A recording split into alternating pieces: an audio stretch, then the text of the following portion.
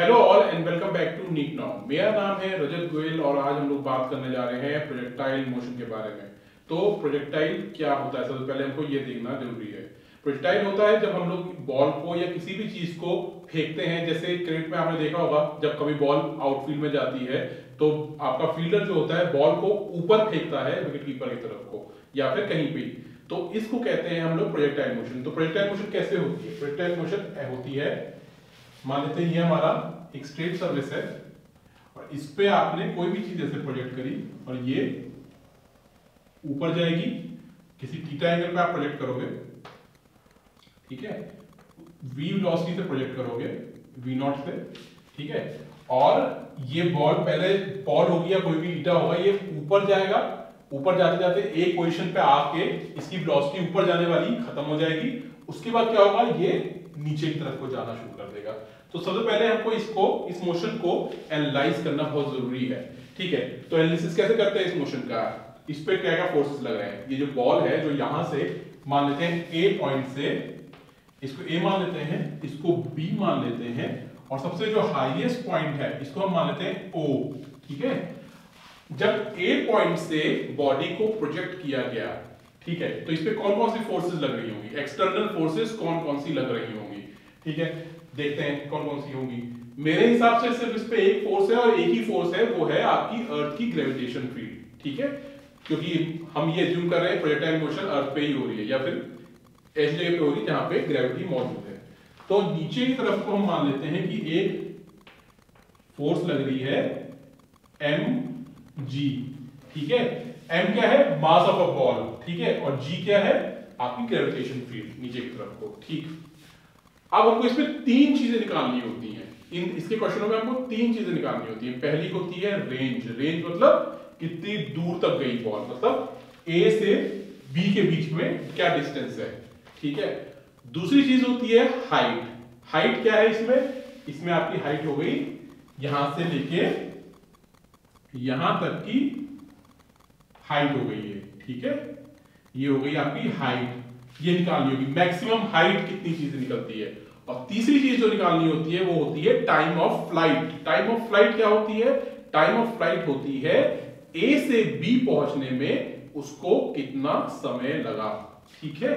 तो हमको तीन चीजें निकालनी है, हाइट, आपका कितनी रेंज है और टाइम ऑफ फ्लाइट। तो कैसे निकालेंगे हम लोग? पहले इसको एनालाइज करें। नीचे की तरफ लग रहा है तो हम क्या करेंगे, सबसे पहले तो हम इस वेलोसिटी को रिजॉल्व करेंगे। तो यहां की तरफ क्या हो जाएगा, थीटा की तरफ कर रहे हैं। रिजोल्यूशन हम लोग कर चुके हैं पिछले कॉन्सेप्ट्स में, तो आप देख सकते हैं उसको जाके। तो ये हो जाएगा हमारा v नॉट cos थीटा, ठीक है।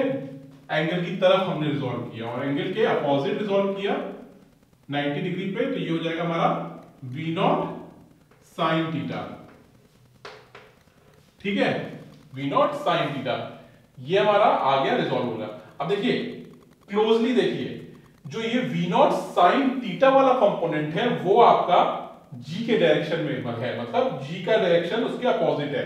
यानी कि v नॉट साइन थीटा को आपका जो g है वो लगातार कम करेगा, क्योंकि उन दोनों का डायरेक्शन अपोजिट है। v ऊपर की तरफ को है और आपका g नीचे की तरफ लग रहा है, तो यानी कि क्या होगा, वेलोसिटी आपकी लगातार चेंज होती जाएगी, ठीक है। और v नॉट cos थीटा के डायरेक्शन में कोई भी फोर्स का कंपोनेंट नहीं है। इसका क्या मतलब हुआ? इसका मतलब ये हुआ कि v नॉट cos थीटा हमेशा कांस्टेंट रहेगा, क्योंकि कोई फोर्स का कंपोनेंट नहीं है, कोई एक्सेलरेशन नहीं है, तो आपका v naught cos theta constant रहेगा। यानी कि a पे आपका हॉरिजॉन्टल कंपोनेंट जो है आपका v नॉट cos थीटा है, तो जब वो b पे पहुंचेगा तो भी उसका हॉरिजॉन्टल कंपोनेंट इतना ही रहेगा। क्या रहेगा? v नॉट cos थीटा, ठीक है। ये बात हमको एक समझ में आई। अब थोड़ा सा और देखते हैं, थोड़े से देखने में क्या होगा जब O पे पहुंचेगी। O क्या है? Maximum height. क्या है? Maximum height.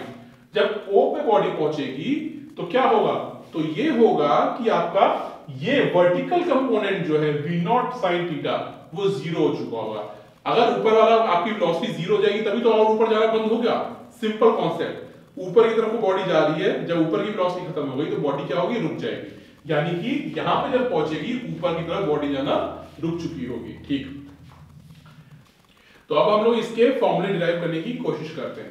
तो चलिए देखते हैं वो कैसे होते हैं। तो हम सबसे पहले देखते हैं यहाँ पे इसकी वेलोसिटी क्या है, या फिर एक काम करते हैं, यहाँ पे हम मान लेते हैं इसका डिस्प्लेसमेंट इस डायरेक्शन में d हो रहा है। ठीक है, जब बॉडी A पे है और बॉडी B पे है, दोनों में हमारा वर्टिकल डिस्प्लेसमेंट जीरो है। कैसे जीरो है भाई? A पे भी आपकी बॉडी ग्राउंड पे थी और B पे भी आपकी ग्राउंड पे है, यानी कि ऊपर की तरफ तो एकदम नहीं गई ना, तो वर्टिकल डिस्प्लेसमेंट कितना हुआ? जीरो हुआ। ठीक है, वर्टिकल डिस्प्लेसमेंट जीरो हुआ तो हम क्या करेंगे, हम लोग सबसे पहले इसमें फॉर्मूला लगाएंगे आपका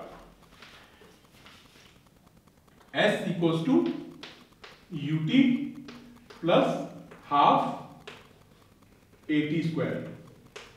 ठीक है, हमारा S कितना है? Vertical displacement. ऊपर को हम अगर पॉजिटिव मान लें और हम नीचे को नेगेटिव मान लेते हैं, ठीक है, तो ऊपर की तरफ हमारा कितना हो गया? हमारा डिस्प्लेसमेंट जीरो है, तो S की वैल्यू क्या हो गई? जीरो। ठीक है, ऊपर पॉजिटिव हम मान रहे हैं। ठीक है, U की वैल्यू क्या हो गई? U की वैल्यू हो गई आपकी ऊपर की तरफ V नॉट साइन थीटा।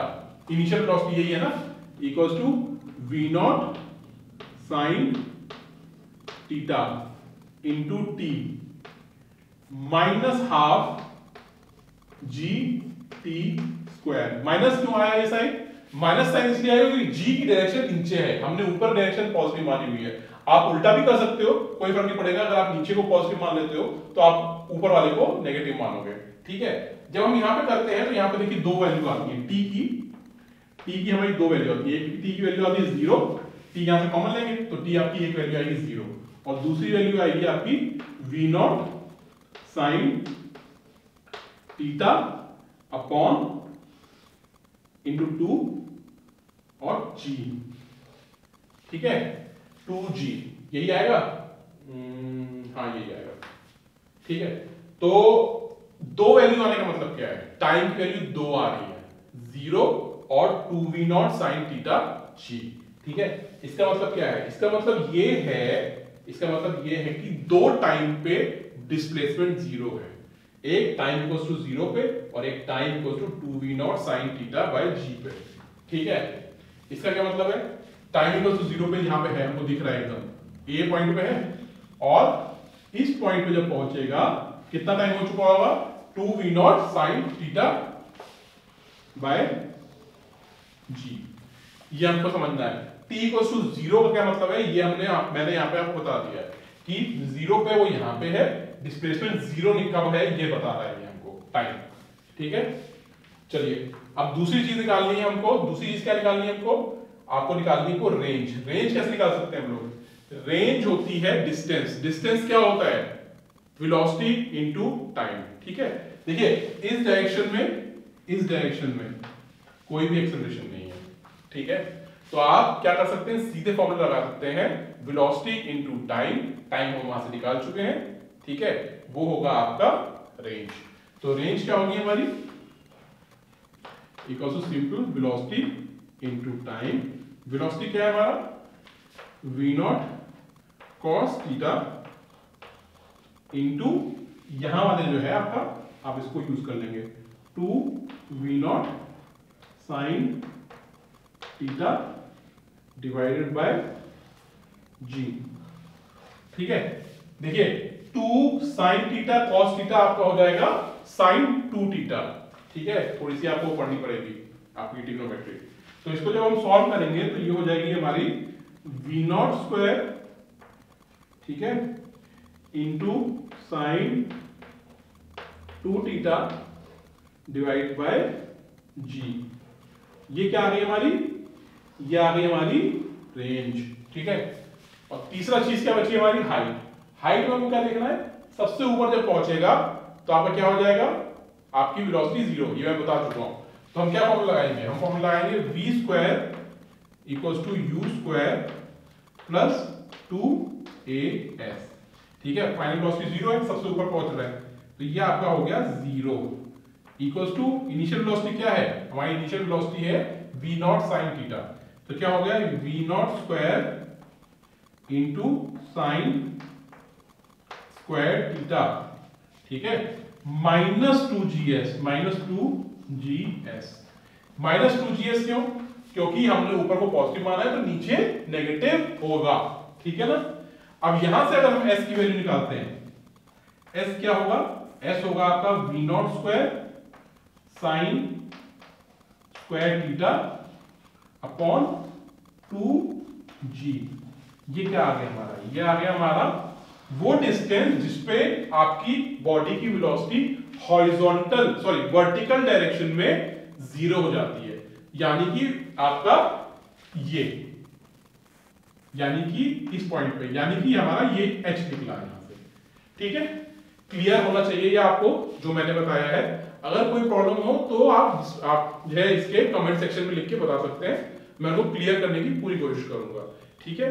अगले टर्न पे मैं इसका एक कॉम्प्लेक्स थोड़ा सा इंप्लीमेंटेशन बताऊंगा जिसपे हम लोग प्रोजेक्टाइल इंक्लाइन पे करेंगे, ठीक है ना।